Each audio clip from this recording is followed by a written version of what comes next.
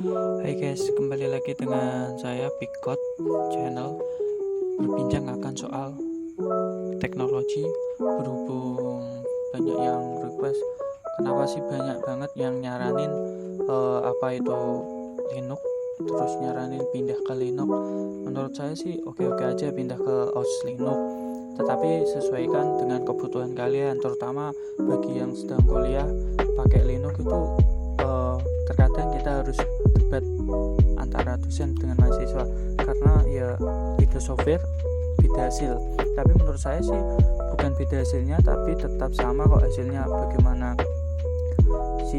tinggal si penggunaannya itu sesuai dengan apa yang diinginkan. Nah, soal itu ada yang bertanya, apa sih perbedaan sistem operasi kernel Linux dengan Windows?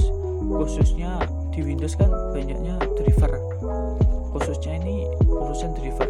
Di Linux sendiri urusan driver tinggal kalian pakai, jadi driver wifi, bluetooth dan lain-lain sudah terinstall di Linuxnya sendiri. Kenapa?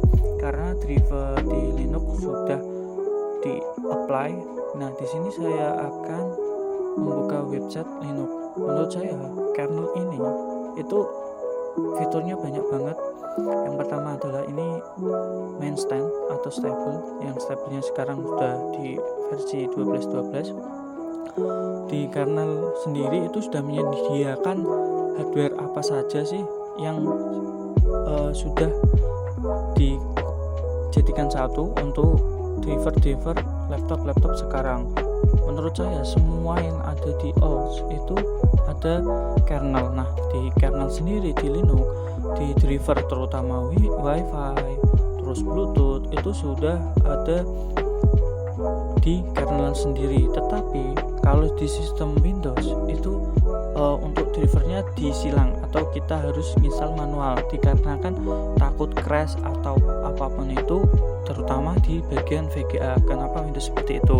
Ya karena itu sebagai kelebihan dan kekurangan di kedua OS tersebut.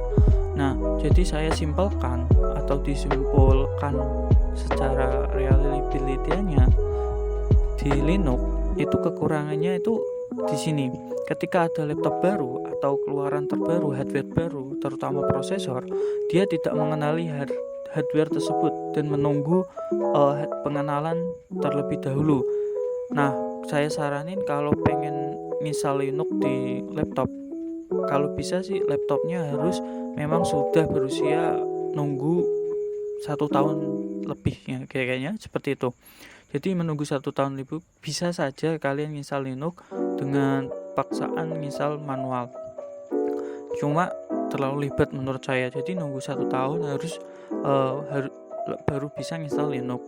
Nah, untuk di kelebihannya di Windows langsung ada drivernya, karena ya memang untuk dibuatkan untuk si Windowsnya. Kalau di laptop Dell sih menurut saya dia fokusnya ke Linux, OS yang terinstall. Nah, bincang-bincang soal kernel Linux adalah kernel yang sistem operasi GNU atau Linux. Nah, biasanya banyak yang nyaranin kalau laptop kentang harus ini. Menurut saya sih enggak juga sih. Kalian harus mengenal lebih akan soal hardware yang kalian gunakan.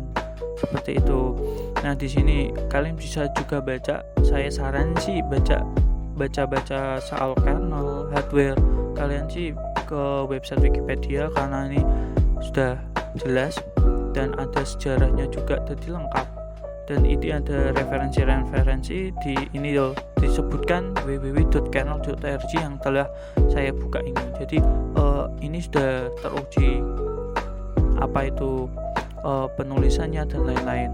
Nah, soal kernel di Windows sebenarnya udah digunakan di Windows 95, jadi udah lama ya.